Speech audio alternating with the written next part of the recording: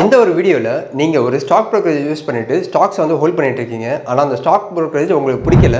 இல்ல அப்படினா ஒரு தனிநபருக்கு நீங்க gift-ஆ வந்து இந்த ஷேர்ஸ் வந்து சென்ட் பண்ணனும்னு நினைக்கிறீங்க. எப்படி வந்து ஒரு brokerage-ல இருந்து இன்னொரு brokerage-க்கு இந்த ட்ரான்ஸ்ஃபர் ஆஃப் ஷேர்ஸ் வந்து பண்றது? அப்படி இல்லனா நீங்க gift-ஆ வந்து கொடுக்கணும்னா என்ன process இருக்கு அப்படின்ற அந்த இன்ஃபர்மேஷனை இந்த வீடியோல பார்க்கலாம். நீங்க எந்த ஒரு brokerage யூஸ் பண்ணிட்டு இருந்தாலும் சரி, கண்டிப்பா உங்களோட மொத்த ஷேர்ஸையும், அதாவது நீங்க நூற்றுக்கணக்கான ஷேர்ஸ் எவ்வளவு குவாண்டிட்டி வச்சிருந்தாலுமே இன்னொரு brokerage-க்கு வந்து ட்ரான்ஸ்ஃபர் பண்ண முடியும். ஃபர்ஸ்ட் இந்த இன்ஃபர்மேஷனை தெரிஞ்சுக்கோங்க. ரெண்டாவது, இந்த மாதிரியான ட்ரான்ஸ்ஃபரை ரெண்டு வழியில பண்ணலாம். ஒன்று ஆஃப்லைன், இன்னொன்று ஆன்லைன். ஆஃப்லைனில் நீங்கள் ஷேர் ட்ரான்ஸ்ஃபர் பண்ணணும்னு நினைக்கிறீங்கன்னா அதுக்கு என்ன மாதிரியான ஸ்டெப்ஸ் அப்படின்றத இந்த ஸ்க்ரீனில் பாருங்கள். ஃபஸ்ட்டு நீங்கள் எந்த brokerage வந்து யூஸ் பண்ணுறீங்களோ அவங்ககிட்ட டெலிவரி இன்ஸ்ட்ரக்ஷன் ஸ்லிப் அப்படின்ற மாதிரி ஒரு ஸ்லிப் இருக்கும். அதை வாங்கி நீங்கள் கம்ப்ளீட்டாக வந்து ஃபில் பண்ணுற மாதிரி இருக்கும்.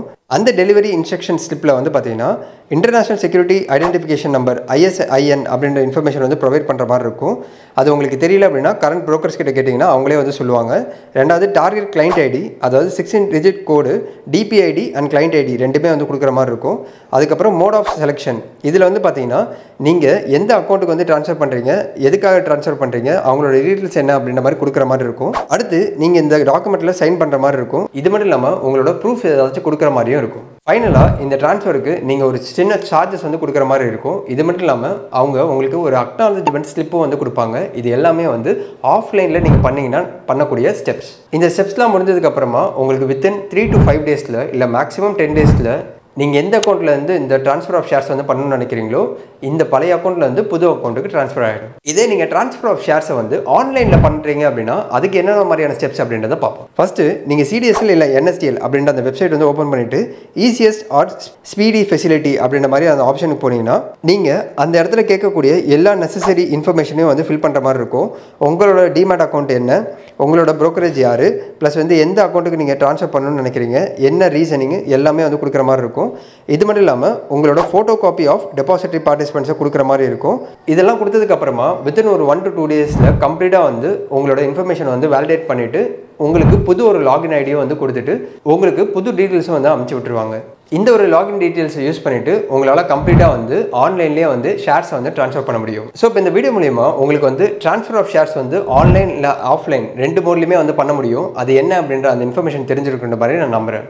இப்போ அடுத்து இந்த ட்ரான்ஸ்ஃபர் ஆஃப் ஷேர்ஸ் வந்து பண்ணும்போது நான் ஏதாச்சும் டாக்ஸ் பே பண்ணணுமா அப்படின்னு கேட்டிங்கன்னா கண்டிப்பாக வந்து பே பண்ணுற மாதிரி இருக்கும். அது என்ன க்ரைட்டீரியா அப்படின்றத டிஸ்கஸ் பண்ணலாம். நம்பர் 1, இப்போ நான் வந்து என்னோட பொண்ணுக்கு வந்து நான் வந்து என்னோட ஷேர்ஸ் வந்து ட்ரான்ஸ்ஃபர் பண்ணுறேன் அப்படின்னா அந்த டைமில் நான் எந்த விதமான டாக்ஸும் பே பண்ண தேவையில்லை. அப்படி இல்லை அப்படின்னா என்னோட பொண்ணுக்கு தாத்தா இல்லை பாட்டி வந்து அந்த வழியில் அவங்களுக்கு ட்ரான்ஸ்ஃபர் ஆஃப் ஷேர்ஸ் வந்து வருது அப்படின்னா அப்பயும் அவங்க எந்த விதமான டாக்ஸ் பே பண்ண தேவையில்லை. இது ஏன் பே பண்ண தேவையில்லை அப்படின்னு பார்த்தீங்கன்னா இது வந்து ஒரு கிஃப்டாக தான் கன்சிடர் பண்ணப்படும். ஆஸ் பர் இந்தியன் லா படி பார்த்தீங்கன்னா இந்த ட்ரான்ஸ்ஃபர் ஆஃப் ஷேர்ஸு இல்லைனா ட்ரான்ஸ்ஃபர் ஆஃப் ப்ராப்பர்ட்டி இல்லை எந்த ஒரு அசட் கேட்டகரியுமே வந்து நம்மளோட ஆன்சிஸ்டர் கிட்ட இருந்து ஒரு கிஃப்டாக வருது அப்படின்னா நம்ம டாக்ஸ் எதுவுமே பே பண்ண தேவையில்லை. ஸோ அந்த ஒரு கேட்டகரியில் ஷேர்ஸும் வந்து ஒரு அசட் கேட்டகரி தான். அதனால் ட்ரான்ஸ்ஃபர் ஆஃப் ஷேர்ஸ் வந்து வித்தின் ஃபேமிலிக்குள்ளே நடக்குது அப்படின்னா இதுக்கு நீங்கள் டேக்ஸ் கட்ட தேவையில்லை. இதை பற்றி நீங்கள் டீட்டெயிலாக தெரிஞ்சுக்கணும்னு நினைக்கிறீங்கன்னா கண்டிப்பாக உங்களோட டேக்ஸ் அட்வைசர் இல்லை அப்படின்னா உங்களோட ஆடிட்டர் கிட்ட கேட்டிங்கன்னா கூட உங்களுக்கு இந்த இன்ஃபர்மேஷன் தெரிய வரும். ஸோ இந்த ஒரு சீரிஸ் மூலிமா ஸ்டாக் புரோக்கர் அவங்களோட கம்பெனியை மூடினா கூட உங்களோட ஷேர்ஸை வந்து ரிட்ரைவ் பண்ணிவிட்டு இன்னொரு ஒரு ஸ்டாக் புரோக்கருக்கு மூவ் பண்ணலாம் அப்படின்னு அந்த இன்ஃபர்மேஷன் உங்களுக்கு தெரிஞ்சிருக்குன்ற மாதிரி நான் நம்புகிறேன். இது மட்டும் இல்லாமல் வேறு நிறைய இன்ஃபர்மேஷன் உங்களுக்கு தெரிஞ்சிருக்கும். எந்த இன்ஃபர்மேஷன் உங்களுக்கு புதுசாகவும் யூஸ்ஃபுல்லாகவும் இருந்தது அப்படின்றத மறக்காமல் கமெண்ட் செக்ஷனில் சொல்லுங்கள்.